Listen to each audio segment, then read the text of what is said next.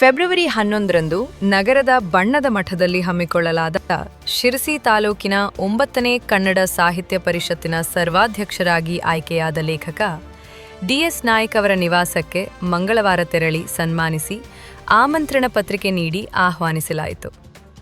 ಕನ್ನಡ ಸಾಹಿತ್ಯ ಪರಿಷತ್ ಶಿರಸಿ ಘಟಕದ ಅಧ್ಯಕ್ಷ ಜಿ ಸುಬ್ರಾಯ್ ಭಟ್ ಬಕ್ಕಳ್, ಗೌರವ ಕಾರ್ಯದರ್ಶಿಗಳಾದ ವಾಸುದೇವ್ ಶಾನುಭಾಗ್, ಶ್ರೀನಿವಾಸ್ ನಾಯ್ಕ್ ಹಾಗೂ ಪದಾಧಿಕಾರಿಗಳಾದ ವಿಮಲಾ ಭಾಗವತ್, ರಾಜೇಶ್ ದೇಶಭಾಗ್, ರಾಜು ಉಗ್ರಾಣಕರ್, ಆರ್.ಡಿ. ಹೆಗಡೆ ಆಲ್ಮನೆ, ಕೆ.ಎನ್. ಹೊಸ್ಮನಿ ಸೇರಿದಂತೆ ಹಲವರು ಇದ್ದರು.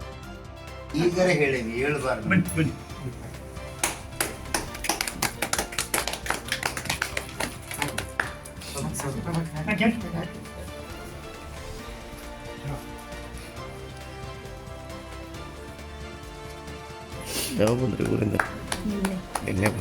ಬೀಗರದ್ದೇ ಪುಸ್ತಕ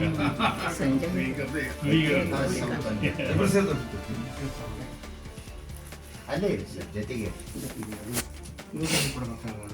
ಮೊದಲು ಮಾರಿಕಾಂಬಾ ದೇವಿ ಜಾತ್ರೆಗೆ ಇನ್ನು ಕೆಲವೇ ದಿನಗಳು ಬಾಕಿ ಉಳಿದುಕೊಂಡಿವೆ. ನಗರದಲ್ಲಿ ಜಾತ್ರಾ ಪೂರ್ವ ಆಗಬೇಕಾದ ಕಾಮಗಾರಿಗಳು ಎಲ್ಲೆಡೆ ಕಾಣಿಸುತ್ತಿವೆ.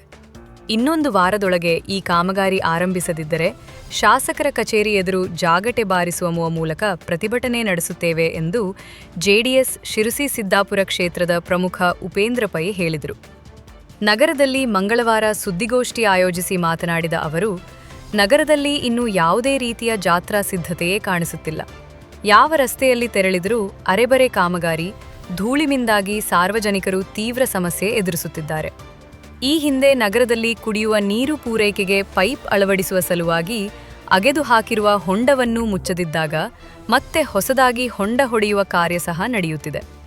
ಈ ಹೊಂಡಗಳನ್ನು ಮುಚ್ಚಿ ರಸ್ತೆ ಡಾಂಬರೀಕರಣ ಮಾಡುವುದು ಯಾವಾಗ ಎಂದು ಸಾರ್ವಜನಿಕರೆಲ್ಲ ಪ್ರಶ್ನಿಸುತ್ತಿದ್ದಾರೆ ಎಂದರು. ಬಹುಶಃ ಜಾತ್ರೆಗೆ ಸರಿಯಾಗಿ ಸಮಯಕ್ಕೆ ಇವೆಲ್ಲ ವ್ಯವಸ್ಥೆಗಳು ಮಾಡಬಹುದು. ಆಕಸ್ಮಿಕವಾಗಿ ಇವುದನ್ನು ನಿಷ್ಕಾಳಜಿ ಮಾಡದೇ ಇದ್ದರೆ ಶಾಸಕರ ಕಚೇರಿ ಎದುರಿಗೋ, ನಗರಸಭೆ ಎದುರಿಗೋ, ಪುರಸಭೆ ಕಚೇರಿ ಎದುರಿಗೋ ನಾವು ಒಂದು ವಾರದವರು ಪ್ರಾರಂಭ ಮಾಡದೇ ಇದ್ದರೆ ಅವರಿಗೆ ತಮಟೆ ಭಾಷೆ ಜಾಗೃತಿ ಮಾಡಬೇಕು ಮಾಡಿದರು. ಒಂದೇದಾಗಿ ಇನ್ನು ಈಗಾಗಲೇ ಜೋಡಿಸಿದಂಥ ಲೈಟ್ ಕಂಬಗಳು ಕಳೆದ 4-5 ವರ್ಷಗಳಿಂದ ತುಕ್ಕಿಳಿದು ಧೂಳಿಳಿದು ಬಹುಶಃ ಯಾವುದೋ ಒಬ್ಬಿರಾಯಿ ಕಂಬ ಕಂಡಾಗ್ತಾ ಇದೆ.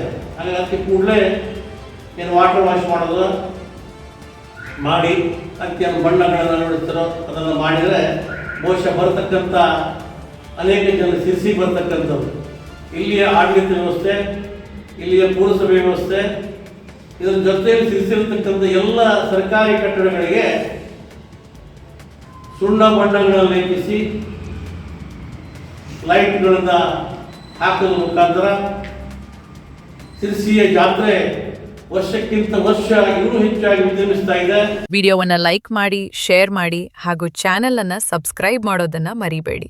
ನಿಮ್ಮ ಅಭಿಪ್ರಾಯವನ್ನ ಕಮೆಂಟ್ ಮೂಲಕ ತಿಳಿಸಿ.